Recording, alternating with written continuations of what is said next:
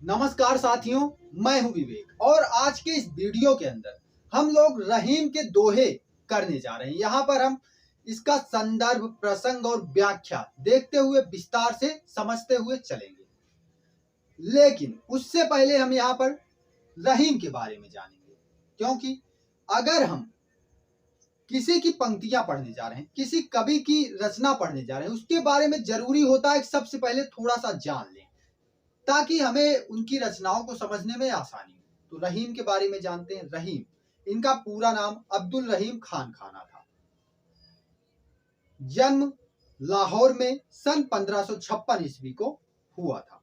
ये अरबी, फारसी, संस्कृत और हिंदी के प्रकांड विद्वान थे और अकबर के दरबारी कवियों में भी इनका महत्वपूर्ण स्थान है। यानी कि ये नवरत्नों में भी शामिल थे। अकबर के जो नवरत्न थे जिनकी चर्चा अक्सर की जाती है, उसमें भी इनका उत्कृष्ट स्थान है। रचनाओं की बात करें तो रहीम सतसई, श्रृंगार सतसई, मदनाष्टक, रास पंचाध्यायी, रहीम रत्नावली, बरवय, भाषिक भेद वर्णन, ये इनकी रचनाएं हैं। और इनकी सभी रचनाओं का संकलन रहीम ग्रंथावली में किया गया है, जो वाणी प्रकाशन द्वारा प्रकाशित काव्य ग्रंथ है। इनकी मृत्यु की बात करें तो इनकी मृत्यु सन 1626 ईस्वी को हो गई। तो ये हमने संक्षेप में इनके बारे में जाना। अब दोहों की ओर बढ़ते हैं, लेकिन उससे पहले संदर्भ जान लेते हैं। संदर्भ कैसे लिखोगे आप? प्रस्तुत नीति परक दोहे मध्ययुगीन दरबारी संस्कृत के प्रतिनिधि कवि रहीम द्वारा रचित है, जिनका संकलन रहीम ग्रंथावली में किया गया है। अब यहाँ मैंने नीति परक दोहे शब्द का इस्तेमाल क्यों किया? क्योंकि ये सभी दोहे नीति परक हैं। जितने दोहे हम यहाँ करने जा रहे हैं वे सभी नीति परक दोहे हैं। यहाँ पर हमें ये जानने को मिलता है कैसे हमें विपरीत परिस्थितियों में बर्ताव करना चाहिए, कैसे एक दूसरे के साथ व्यवहार करना चाहिए, अगर क्या परिस्थिति है तो कैसा बर्ताव करना चाहिए, कब कैसे होना चाहिए, हमें किस स्थिति में कैसा होना चाहिए, ये सब बताती हुई ये पंक्तियां हैं। तो इसलिए यहाँ पर नीति परक दोहे शब्द का इस्तेमाल किया गया है। और मध्ययुगीन दरबारी संस्कृति का इस्तेमाल इसलिए किया गया है क्योंकि ये मध्ययुगीन दरबारी कवि थे। अकबर के दरबार में इनका उत्कृष्ट स्थान था, ये नवरत्नों में शामिल थे। तो संदर्भ आप इस प्रकार लिखेंगे कि प्रस्तुत नीति परक दोहे मध्ययुगीन दरबारी संस्कृत के प्रतिनिधि कवि रहीम द्वारा रचित है, जिनका संकलन रहीम ग्रंथावली में किया गया है। अब अगर आप क्लास 9th के छात्र हैं तो आप कैसे लिखेंगे? यहां तक सेम लिखना है, इसके बाद एक लाइन और ऐड कर देंगे, जो हमारी पाठ्य पुस्तक हिंदी स्पर्श में संकलित रहीम के दोहे शीर्षक से उद्धृत है। हो गया संदर्भ समाप्त। अब बढ़ते हैं, पंक्तियां लेंगे, दोहे लेंगे, उनको पढ़ेंगे और उनके प्रसंग और व्याख्या को साथ साथ देखते हुए चलें। पहला दोहा लेते हैं कि रहीमन धागा प्रेम का मत तोड़ चटकाए, टूटे से फिर ना जुड़े, जुड़े गांठ पर जाए। यानी कि इसमें रहीम क्या बताते हैं? इसमें रहीम प्रेम की प्रकृति का वर्णन करते हैं। रहीम बताते हैं कि प्रेम कैसा होता है। ये होगा आपका प्रसंग। यानी कि प्रस्तुत पंक्तियों में, प्रस्तुत दोहे में रहीम प्रेम की प्रकृति का वर्णन करते हुए कहते हैं कि, अब क्या कहते हैं उसको आप व्याख्या में बताएंगे कि रहीमन धागा प्रेम का मत तोड़े चटकाए। रहीमदास जी कहते हैं कि जो प्रेम रूपी धागा है, इसको कभी भी भूले से भी मत तोड़ना, कभी भी चटका मत देना, तोड़ मत देना, क्योंकि अगर ये प्रेम रूपी धागा एक बार टूट गया तो ये कभी भी जुड़ नहीं सकता, और अगर जुड़ा भी तो उसमें गांठ पड़ जाएगी, हमेशा एक दरार बनी रहेगी। जैसे कुएं की रस्सी होती है, आप लोगों ने देखा होगा, उसमें देखो जब उसे हम जोड़ देते हैं, दोबारा अगर टूट गई दोबारा जोड़ देते हैं तो जुड़ तो जाती है लेकिन उसमें गांठ पड़ जाती है।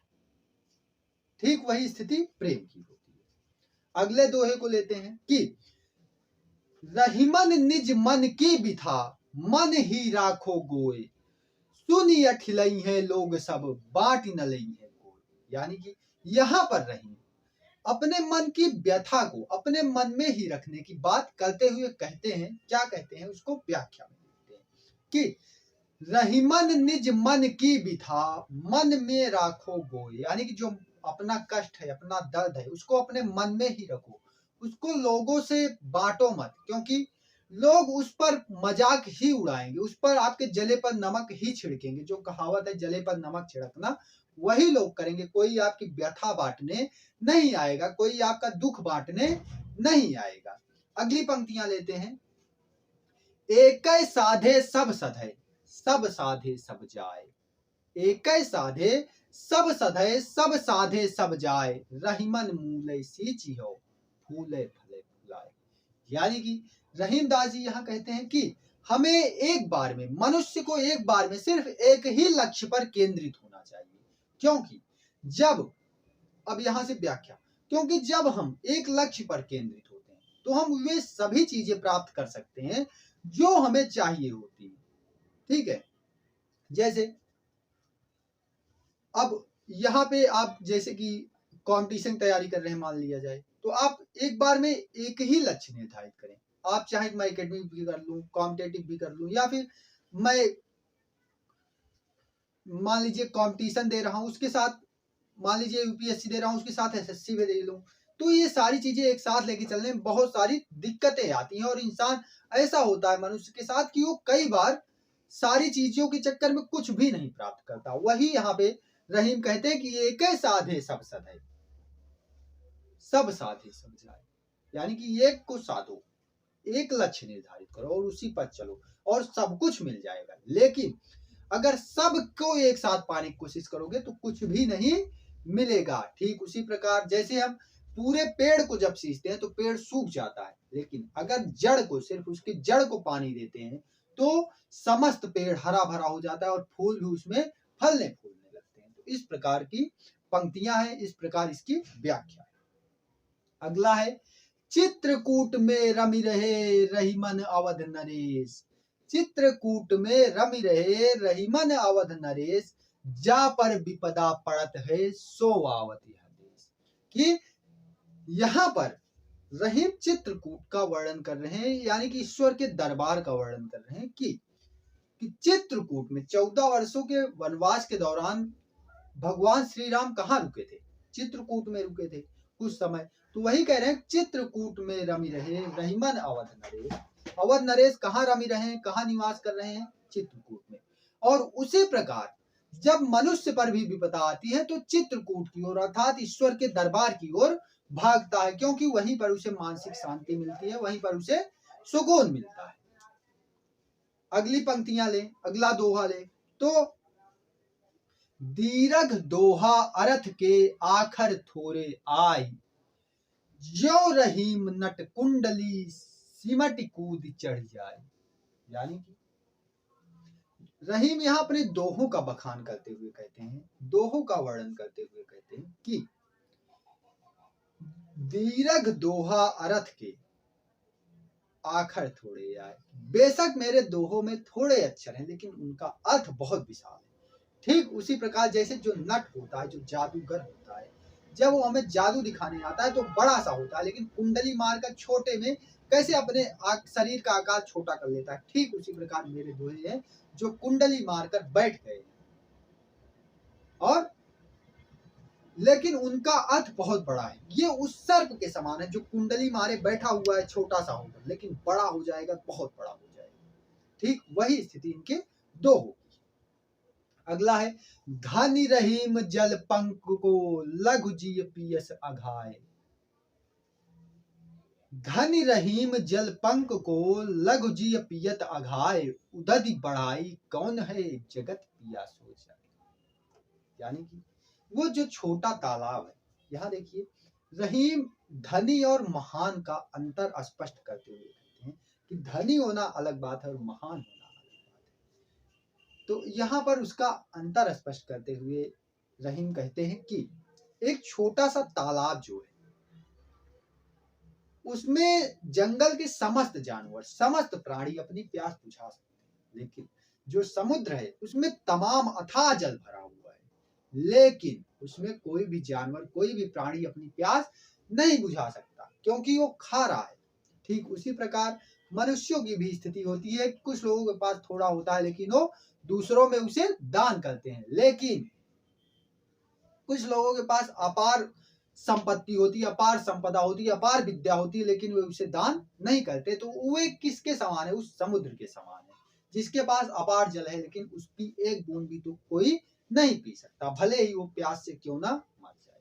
तो इस प्रकार की स्थिति, इस प्रकार की का वर्णन कबीर इन पंक्तियों में करते हैं। अगला है, नाद रीझ तन ते देत मृग, नर धन हेत समेत, ते रहीम पशु ते अधिक, रीझे कछु ना दे।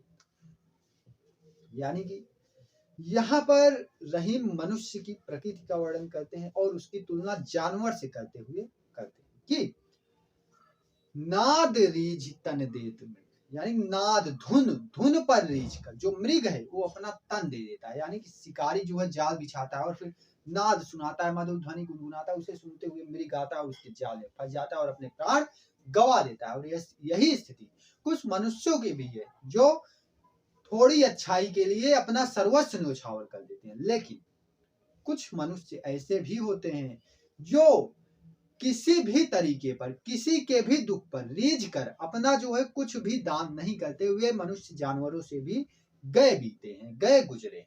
तो इस प्रकार यहाँ पर इन पंक्तियों का वर्णन रहीम करते हैं। यहाँ हम इसका दूसरा अर्थ भी ले सकते हैं कि हमें रीझ कर अपना सर्वस्व, अपनी जान दांव पर नहीं लगानी चाहिए, ये भी अर्थ निकाल सकते हैं, लेकिन ऐसा इसमें है।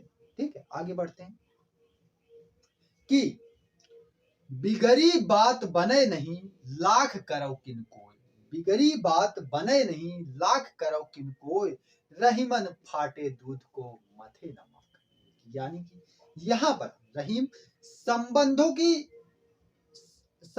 को न बिगाड़ने का संदेश देते हुए कहते हैं कि संबंधों को न बिगाड़ने की नीति बताते हैं। संबंधों को अपने को नहीं बिगाड़ना चाहिए, क्योंकि बिगड़ी बात बने नहीं लाख करो कोई भी उपाय कर लो, लेकिन अगर एक बार बात बिगड़ गई, एक बार संबंध खराब हो गया तो वो नहीं जुड़ेगा। ठीक उसी दोहे की तरह जिसमें एक बार रस्सी टूट गई तो दोबारा नहीं जुड़ती, और जुड़ भी जाए तो उसमें गांठ पड़ जाती है। ठीक वही स्थिति होती है, अगर बात बिगड़ गई एक बार तो वो बन नहीं सकती है। संबंध बेकार हो गया एक बार तो वो उस तरीके से उसमें मधुरता नहीं लाई जा सकती।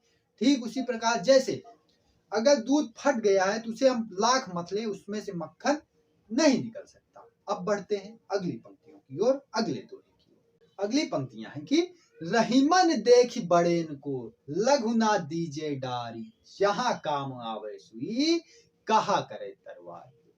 यानी कि यहाँ कवि यहाँ रहीम दास जी जो हैं छोटे और बड़े के महत्व को परिभाषित करते हैं और दोनों के महत्व का प्रतिपादन करते हैं और कहते हैं कि रहीमन देखी बड़े इनको लघु न दीजिए डार। यानी कि अगर आपको बड़े की संगत मिल गई है, बड़े का साथ मिल गया, तो छोटे से कभी भी साथ, छोटे का साथ कभी भी नहीं छोड़ना चाहिए। यानी कि हमें बड़ों को और छोटों को सबको साथ लेकर चलना चाहिए, क्योंकि जहां काम आवे सुई कहा करे तलवार। जहां सुई का काम है, ठीक उसी प्रकार जहां सुई का काम है वहां तलवार अपना काम नहीं कर सकती, और जहां तलवार का काम है वहां सुई अपना काम नहीं कर सकती। जैसे कपड़ा सिलना है, तलवार से कपड़ा सिला जाएगा नहीं, और अगर युद्ध लड़ना है तो सुई से तो युद्ध लड़ाएगा नहीं। अगर किसी को मारना है सुई चुभा चुभा मारोगे, ऐसा संभव नहीं है। इसीलिए दोनों ही चीजें परम आवश्यक है, बड़ा भी छोटा भी। अगली पंक्तियां ले तो रहीमन निज संपत्ति बिना को न विपत्ति सहाय, बिन पानी ज्यों जलज को नहीं रवि सके बचाए। यहाँ रहीम निज संपत्ति के महत्व को उद्घाटित करते हैं और बताते हैं कि संपत्ति इस संसार में किस प्रकार आवश्यक है, संपत्ति किस प्रकार मनुष्य के लिए संसार में जीवित रहने के लिए आवश्यक है। व्याख्या रहीमन बिन संपत्ति बिना, यानी कि रहीम कहते हैं कि संपत्ति के बिना हमारा कोई भी सहायक नहीं हो सकता, कोई भी हमारा दोस्त नहीं हो सकता। अगर हमारे पास संपत्ति नहीं, हमारे पास धन नहीं, तो हमारे पास कोई नहीं आता, हमारी सहायता कोई नहीं करता। और वो धन किसी भी रूप में हो सकता है, पैसे के रूप में हो सकता है, सोने चांदी के रूप में हो सकता है, या फिर विद्या के रूप में हो सकता है, बुद्धि के रूप में हो सकता है। यानी कि अगर हमारे पास किसी भी प्रकार का अगर धन नहीं है तो हमें कोई भी हमारी सहायता करने वाला नहीं है। ठीक उसी प्रकार जैसे कमल है, जलज कमल है, अगर उसके पास पानी नहीं है तो रवि यानी कि सूर्य उसे कदापि नहीं बचा सकता, बल्कि उल्टे उसे मार ही देगा। तो इस प्रकार की ये पंक्तियां रही, ये इसका भावार्थ रहा। अगली पंक्तियां ले तो रही मन पानी राखिए, बिन पानी सब सून, पानी गए न उबरे, मोती मानुष। यहाँ रहीम कहते हैं, यहाँ रहीम इज्जत के महत्व को परिभाषित करते हैं, बताते हैं कि इज्जत किस प्रकार मनुष्य के लिए आवश्यक है, सम्मान किस प्रकार मनुष्य के लिए आवश्यक है। रहीम कहते हैं कि रहीमन पानी राखिए, हे ईश्वर इज्जत बचाए रखिए, क्योंकि बिना इज्जत के, बिना पानी के सब सूना है, बिना इज्जत के सर्वस्व समस्त संसार सूना है, सब कुछ होते हुए भी हमारे पास सब कुछ सूना रहेगा, क्योंकि इज्जत परम आवश्यक है, सम्मान परम आवश्यक है। तो कहते हैं रहीमन पानी राखिए, बिन पानी सब सून, पानी गए न उबरे, मोती मानुष। कि अगर इज्जत चली गई तो मनुष्य के पास अपार मोती, माणिक, मणि, हीरे जवाहरात पड़े हैं, उन सब का कोई भी महत्व नहीं रह जाता। तो इस प्रकार हमने यहाँ रहीम के 11 दोहों को समझा, उनका जीवन परिचय भी संक्षेप में देखा। आशा करता हूँ यहाँ से आपको मदद मिलेगी।